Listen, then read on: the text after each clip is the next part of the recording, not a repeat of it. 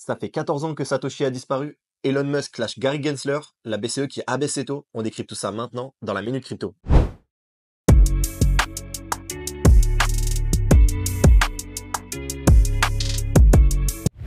Bienvenue dans ce nouvel épisode de la Minute Crypto, votre rendez-vous journalier pour tout comprendre sur l'univers des cryptos en moins de 15 minutes. Aujourd'hui, on a du très lourd, alors installez-vous bien, c'est parti.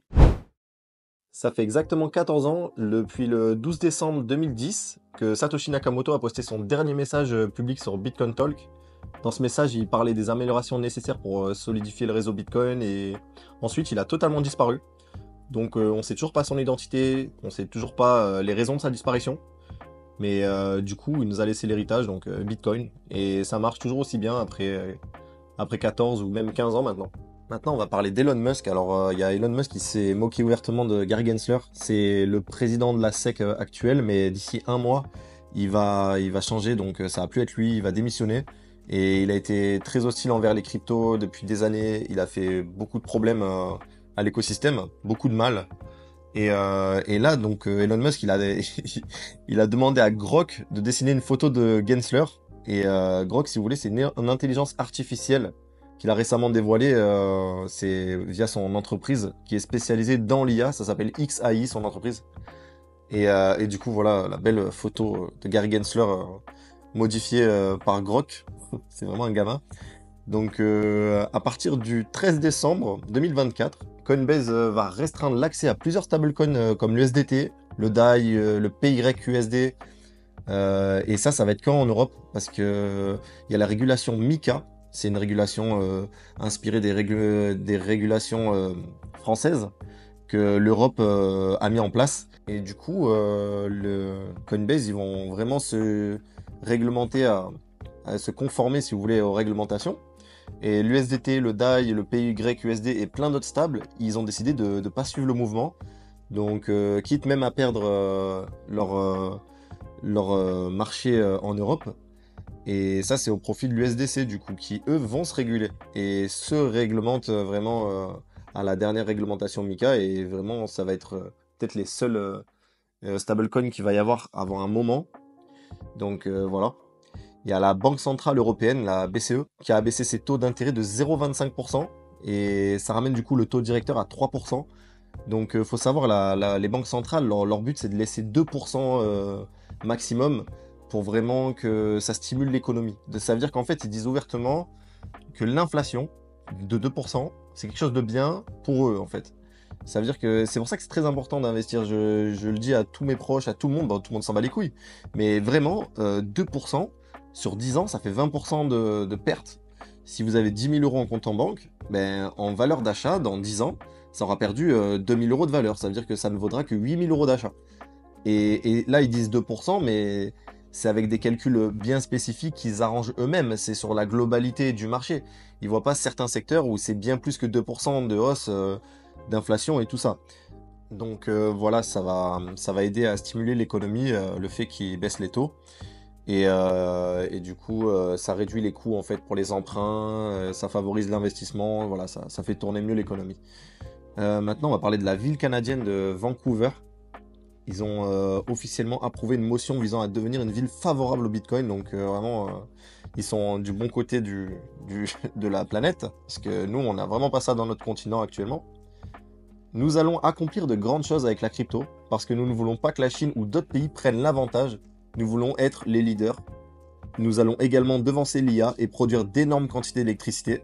Donc voilà, c'est Donald Trump qui nous rappelle son engagement à l'écosystème en pleine session d'ouverture du New York Stock Exchange. Donc désolé pour l'accent franchouillard là. Donc ça a pas l'air d'être des promesses en l'air.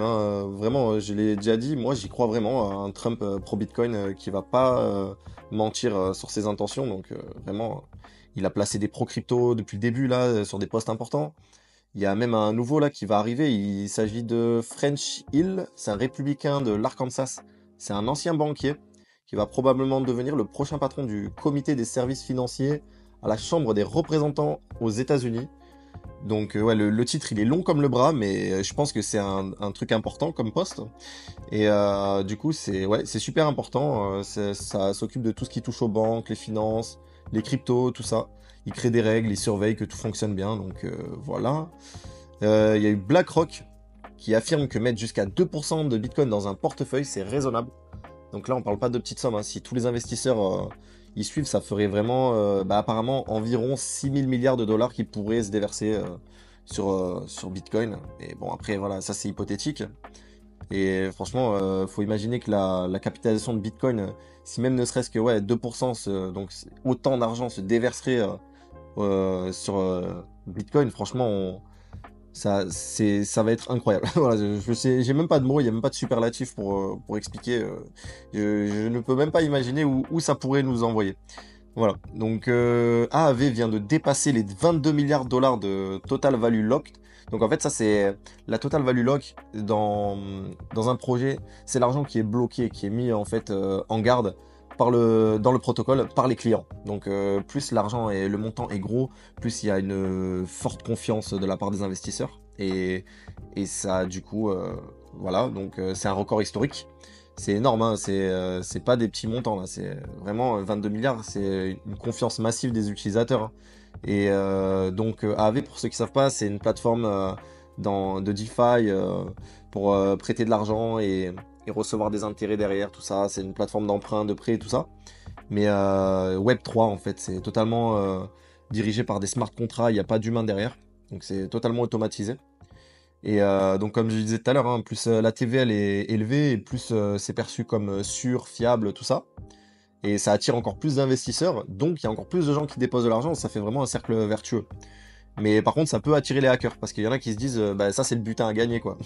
Mais je pense que comme c'est AAV, c'est l'un des premiers, voir si c'est pas le premier. Il y a plein d'audits réguliers, ouais, donc je pense que niveau sécurité, ils ont une armée derrière pour les protéger, j'espère quand même. Donc maintenant, c'est le nombre de bitcoins sur les plateformes. Alors ça, c'est un truc de fou, ça. Ça, le nombre de bitcoins est passé à 2 millions 2. Donc il n'y a que 2 millions 2 de disponibles de bitcoin en circulation là, en vente.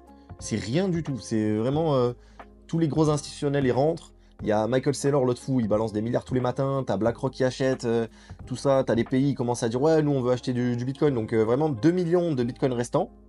Et comment vous dire qu'il va y avoir un choc de liquidité à un moment donné, et ça peut faire aussi monter le prix, parce que c'est l'offre et la demande qui dirigent le prix, hein, faut se rappeler. Maintenant, on va parler de Travala.com, un Travalacom, qui dépasse les 100 millions de dollars de revenus annuels, et qui annonce une réserve stratégique en Bitcoin et en AVA. C'est leur propre token AVA, pour avoir des avantages sur la plateforme. Donc, c'est une plateforme de réservation de voyage, si vous voulez, donc qui intègre les crypto-monnaies comme moyen de paiement et aussi les devises fiat. Et ça permet aux utilisateurs de réserver des hôtels, des vols, des activités, tout ça, en utilisant du coup la monnaie qu'ils veulent. Et il y a plus de 90 monnaies disponibles. Bon, je vous fais pas de la pub, hein, je vous explique juste. Mais d'ailleurs, le projet, il serait intéressant de s'y plonger parce que je le connaissais même pas. Et au final, il y a même pas 160 millions de market cap, donc c'est quand même c'est low cap, mid cap entre les deux. Mais franchement, le token, suite à l'annonce hier, il a bondi de 300%. Ça fait quand même un x4 en un seul jour. Donc c'est peut-être pas le moment de rentrer. Là, je sais même pas s'il est pas monté plus. Mais je dis juste que si le projet arrive à générer 100 millions de dollars de revenus annuels et que du coup c'est une solution blockchain, tout ça, c'est vraiment un des projets qui fait de l'argent. Donc pourquoi pas s'intéresser un petit peu à ce token. Donc peut-être j'irai m'y intéresser. Et voilà, du coup c'est tout pour aujourd'hui dans la Minute Crypto. Si vous avez aimé, pensez à vous abonner, activer la cloche, liker, commenter, pardon. Ça m'aide vraiment pour le référencement. Et puis partagez.